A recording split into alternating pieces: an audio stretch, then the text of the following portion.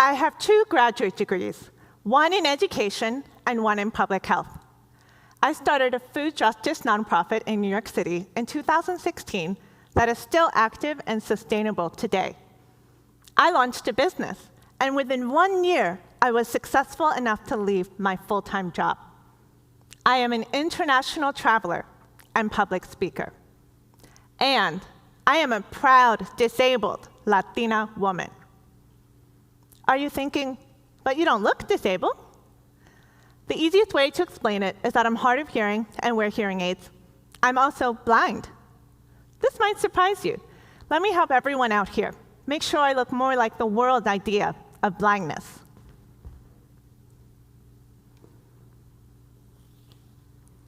That better?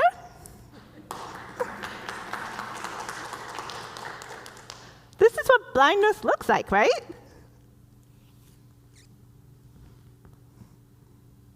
Well, blindness actually looks like me too.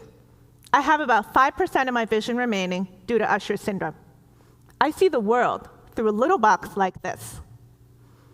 While I still have some usable vision, I also benefit from using a white cane.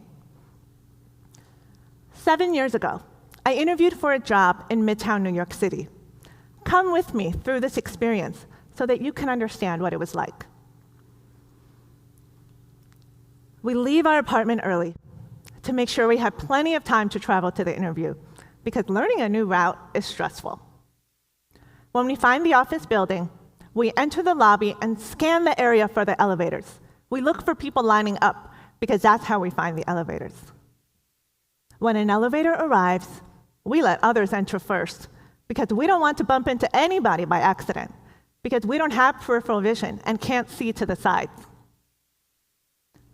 When we arrive to the 5th floor, we find the office door. It's not open. We scan around the door for a button or doorbell. There it is. We push the button and cautiously walk inside. To the right is a reception desk. We walk slowly towards the desk. Whoosh! Somebody just walked right in front of us in the hallway. We didn't see them. Bumping into them would have really thrown us off. After signing in, we sit down in the waiting area.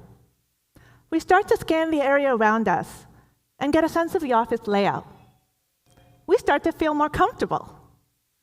That is, until the interviewer comes over to greet us.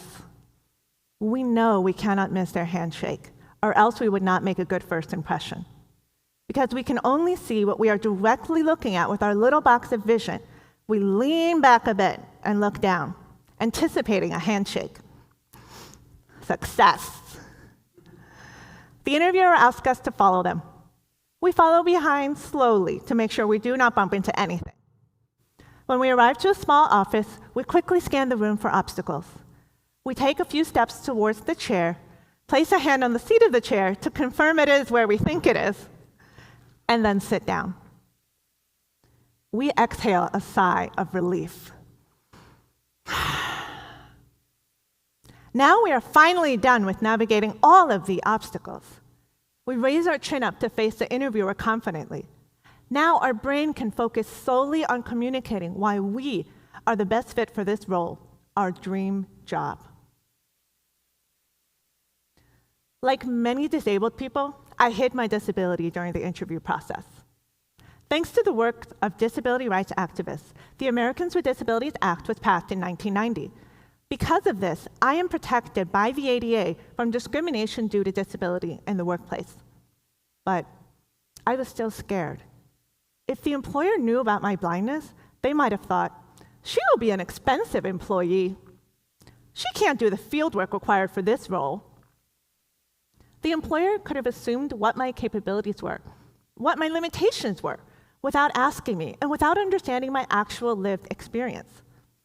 I bet you've heard that honesty is the best policy. But is it really the best policy when it comes to disclosing a disability when that could be the reason you don't get hired? While it is illegal, discrimination is still happening. According to the US Bureau of Labor Statistics, in 2021, disabled people were about 2 times more likely to be unemployed than non-disabled people. Many disabled people have disabilities that are not possible to hide or conceal in the interview process. But some of us have a choice. Should we disclose our disabilities? Some people think disabled people should always disclose in the interview process their response to discrimination and not getting hired. You didn't want to work there anyway. You didn't want to work at a place that discriminates against disabled people. But the problem that many disabled people face is that discrimination is so common that they don't feel they'll get any job if they disclose. These disabled people say, I need to work. I need a job to pay for my expenses. I can't afford to lose these opportunities. I asked some disability employment lawyers what their recommendations were. Both lawyers that I spoke to advised that disabled people should not disclose until after they are hired if they're able to do so. They wish they didn't have to recommend this, but ableism and discrimination are still commonplace in our society. Disclosing is such a personal decision. In a 2019 Harvard Business Review article, they cite a study that found that only 21% of disabled employees disclosed to HR. According to 2018 data from the CDC, 1 in 4 adults in the United States is disabled. What does this mean for employers and leaders? This means that employers and leaders have a lot of disabled employees that they don't know about. Employers might be thinking, what a problem. What can we do to get more disabled employees to disclose? Let's ask this question instead. Instead of asking our disabled employees to disclose, how might we create a workplace culture that is accessible and inclusive for everyone? Currently, many disabled employees are overworking to adapt to inaccessible or non-inclusive work environments on top of managing a full workload. These employees are surviving, not thriving. We're talented employees, and we have all different kinds of disabilities. Disabilities like ADHD, dyslexia, dyscalculia, chronic illness, cerebral palsy, Maffucci syndrome, depression, anxiety, diabetes, chronic migraines.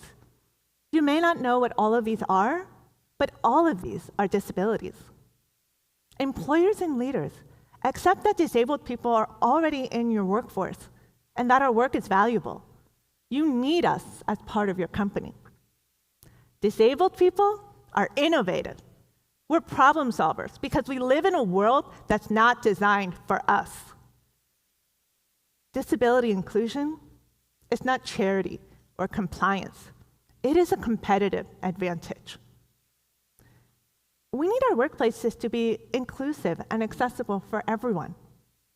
From the beginning, make accessibility built in within your organization. This will make your workplace better for everyone. Then disabled employees won't have to ask for everything they need or adapt on their own because you will have already adopted best practices for accessibility.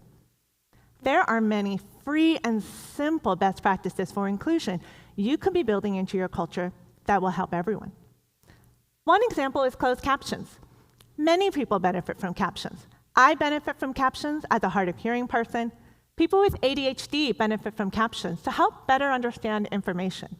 People with auditory processing disorders, English language learners, or anyone who's a bit tired or distracted can benefit from having information presented in more than one way.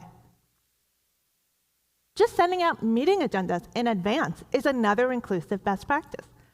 Receiving a meeting invitation without an agenda can cause anxiety or panic. Meeting agendas help the deaf and hard of hearing follow the conversation more easily. Meeting agendas help introverted employees prepare their thoughts ahead of time. And they help anyone who benefits from having more time to process information. Sending out meeting notes or a summary after a meeting has concluded is another inclusive best practice. Meeting notes help ensure that the deaf and hard of hearing don't miss any important action items or decisions. Meeting notes help those with memory issues or learning disabilities. And they help any busy person who can't find their notes. In an inclusive and accessible work environment, disability disclosure becomes less necessary. Knowing why someone needs a certain kind of support is not as important as actually providing that support. Let's all recognize that disability is just a part of the natural diversity of humankind. It is common, it is normal, and as we age, it is a part of life.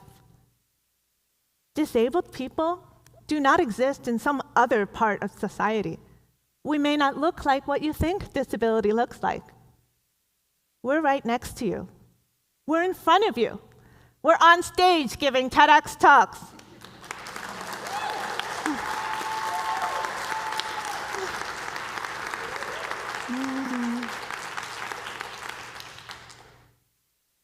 Disability inclusion must be prioritized in the successful workplace of the future. When we're all included, we create a better world for everyone. Thank you.